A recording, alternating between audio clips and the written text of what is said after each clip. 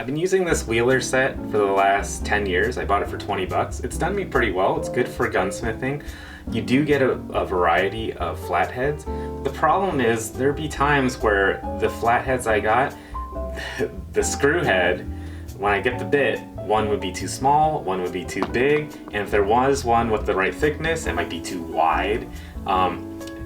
Things like that would run into problems when I had my 1911. I'd run into problems because I'd get the right thickness so it would fit into the screw head, but then the width would be too much and I'm starting to rub on the rubber and it would start to degrade these grips if I did it over time.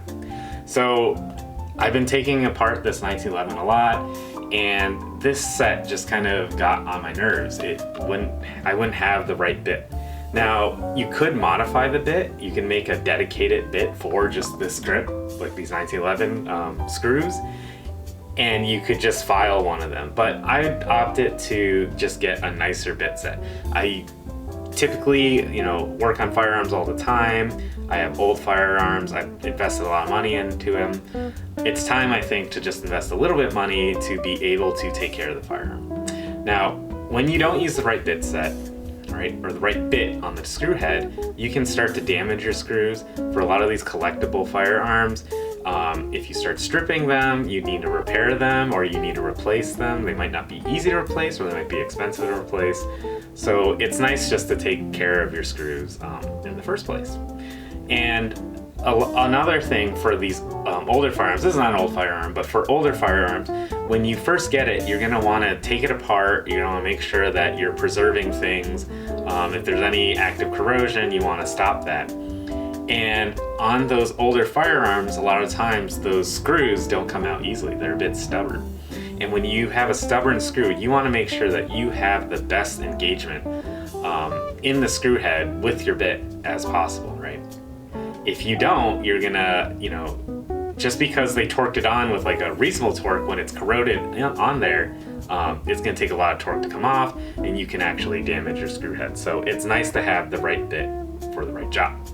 So this Wheeler set, I would recommend it. It's good for, most of your stuff, but if you see yourself taking apart lots of firearms like I do, it's time to invest in something better. So I opted to get the Brownells Magna-Tip set.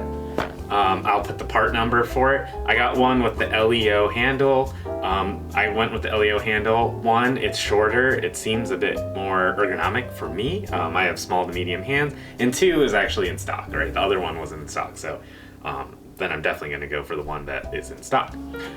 Second, I got another set of bits.